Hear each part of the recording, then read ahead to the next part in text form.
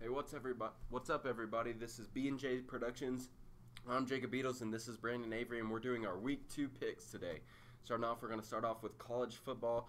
First game we're going to talk about is the Alabama versus Ole Miss game. Alabama is a 21-point favorite, and pretty much everybody thinks Alabama is a slam dunk. What do you think, Brandon? Well, I think it's going to be a lot closer game than 21 points. I think Ole Miss is a good team this year. They show first two games been pretty good.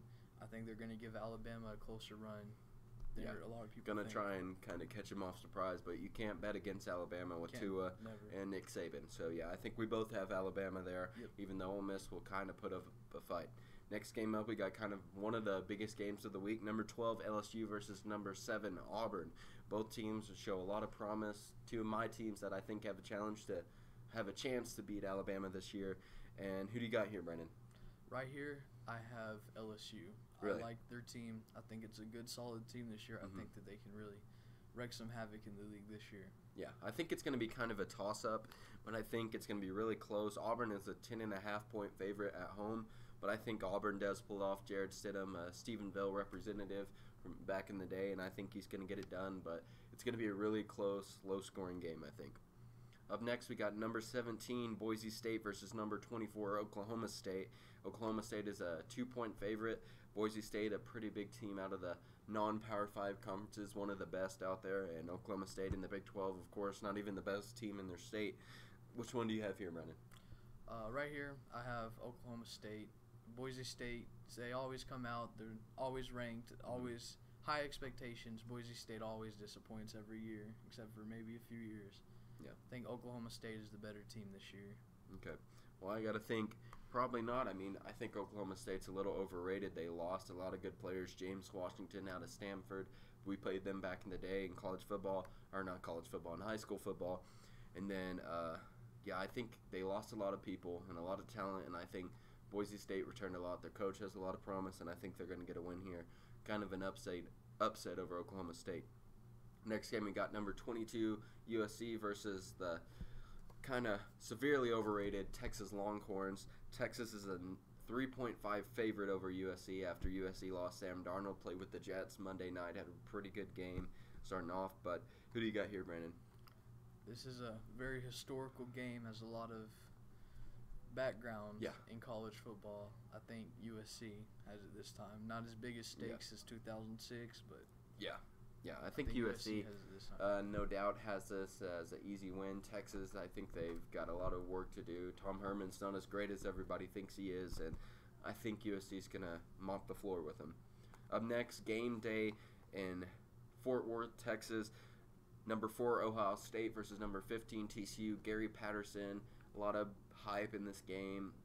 I don't think Urban Meyer comes back for this game, but Ohio State is a 13-point favorite. And last game day at Texas A&M, Kyle Field versus Clemson. Amazing game. A&M should have came out with the victory, but it was a tough matchup, and it was an amazing game, so I expect an even better game this week. Yep. I expect Ohio State and TCU is two very good teams. Yeah. But I think Ohio State comes out on top on this one. I think they're just a little bit too good for TCU to hang.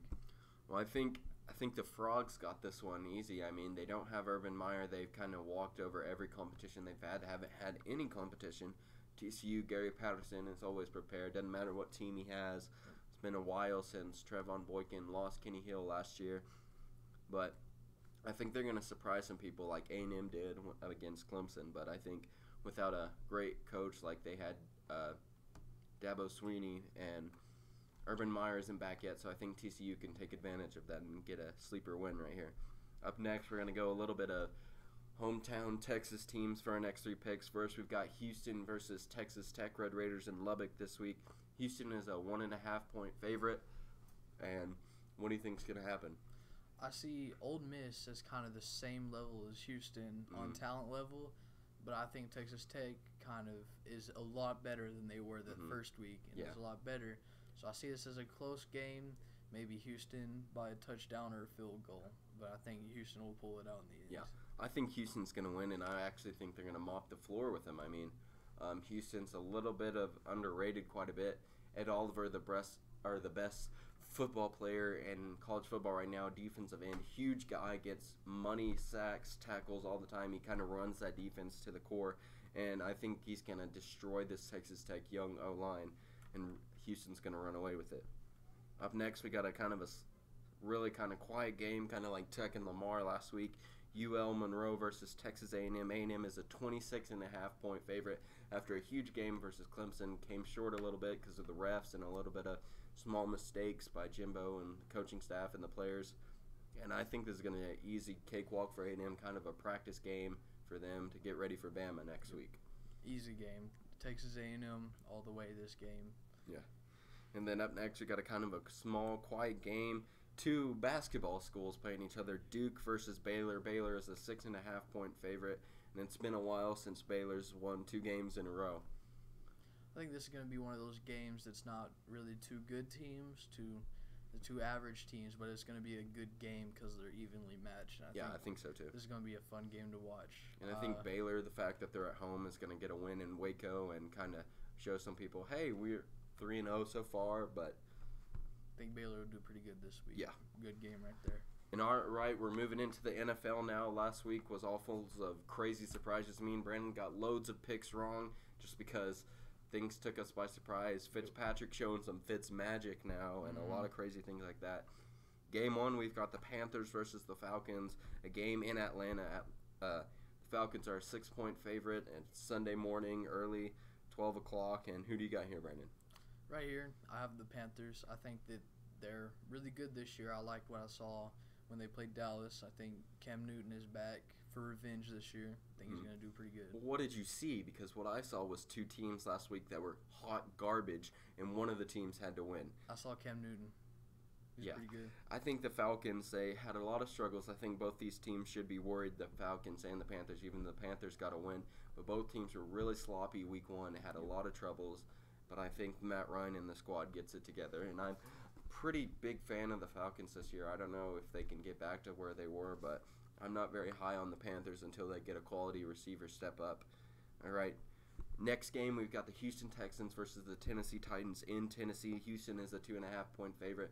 Kind of a disappointing matchup against the Patriots last week. And Titans lost to the Dolphins, another sad team. These are 2 teams who should be worried again. Deshaun Watson didn't have a great game after coming back. He's my fantasy quarterback. I was sad. Me and Brandon both lost. It wasn't a great weekend for us at all. But the Houston Texans versus the Titans. Who you got, Brandon? I have the Texans in this game. I think they're just all around a better team than the Titans. I think that they just pulled the win here. The Titans have a lot of people hurt. Yeah, like I said in the last video, Taylor Lewin, Delaney Walker was placed on the IR and probably isn't coming back this season. Deshaun Watson going to have a pretty big game against a rough Titans defense, with the only player who's really showing up is Kevin Byard, a safety, one of my favorite players in the NFL. But I think the Texans kind of have a cakewalk over the Titans. Up next, we got the Philadelphia Eagles versus the Tampa Bay Buccaneers. 2 teams that won last week. Ryan Fitzpatrick is trying to prove that he deserves the starting job over Deshaun Watson, Jameis Winston, while he's in suspension the next 3 games. And he had a monster game, 4 passing touchdowns, lit up the Saints defense, who people think is one of the best in the league. And then the Eagles with Nick Foles, he knows if Carson Wentz is going to be back. Have had a pretty decent game against the Falcons. Not a lot of big plays, kind of a rough, kind of slow, gritty football game. And which team you got here? I have the Eagles here. I think that I think both teams are going to run up the score, and just Buccaneers won't be able to keep up as much. I think this is an offensive game this week. Well, I think the Buccaneers are going to get this win. I mean, the Eagles aren't the same team without Carson Wentz, and they were extremely slow with Nick Foles. And I love Nick Foles. I think he's a great guy and a great player, but I don't think he's going to be able to handle this Buccaneers. I mean, the Saints weren't able to, and in some ways, I think the Saints are a better team than the Eagles. And I think Ryan Fitzpatrick is going to prove he's going to get the starting spot over Jameis Winston. And I think they're going to do pretty well against this game. I think it'll be close, high-scoring game, but the Buccaneers will win. Up next, the Minnesota Vikings versus the Green Bay Packers.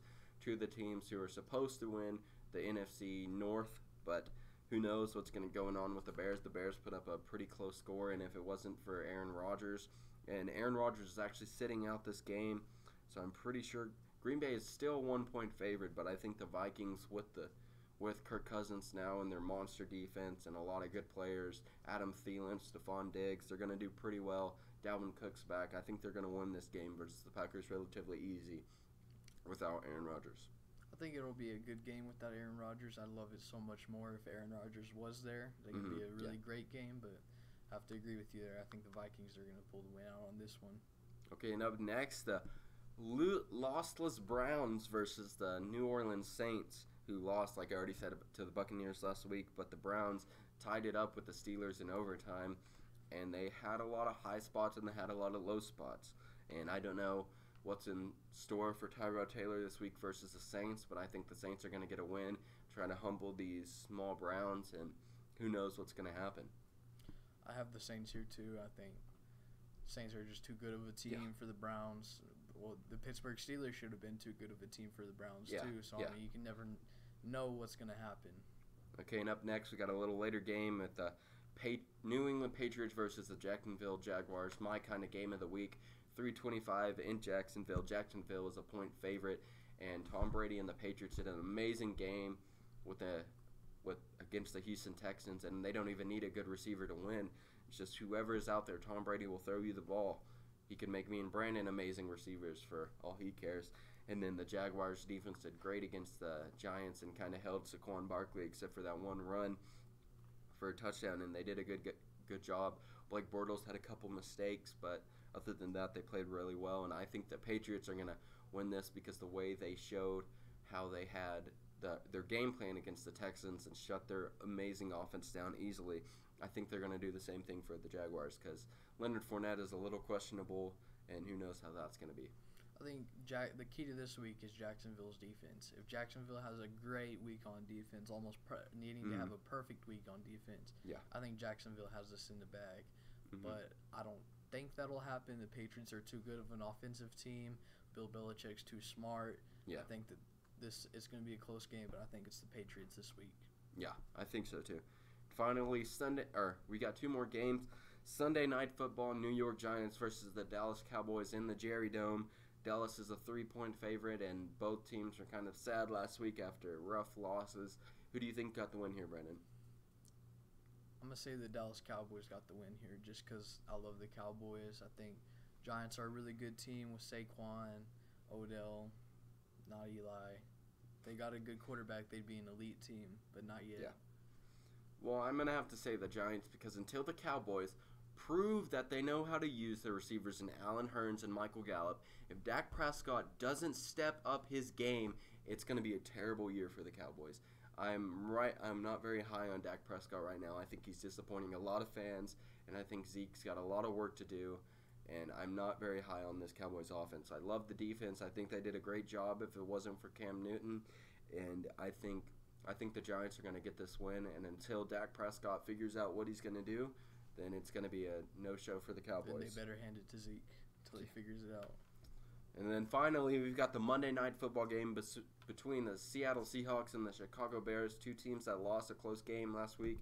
Seahawks lost to the Broncos, and the Bears lost to the Packers after Aaron Rodgers came back from an injury and did an amazing play.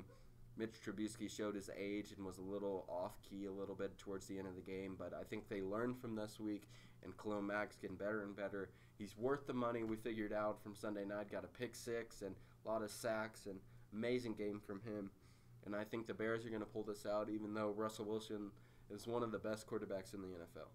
I like this game. I think the Seahawks are a lot worse than a lot of people think this year. I think they really need to blow up the team and go into rebuilding mode almost immediately. And I think the Bears are a good team this year.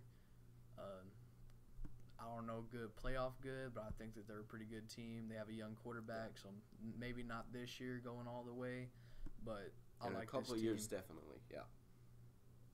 And all right, that's all we have for today from Brandon and Jacob, and I'm Jacob. This is Brandon, BNJ Productions, and this was your Week 2 predictions. Have a great Friday and a great weekend.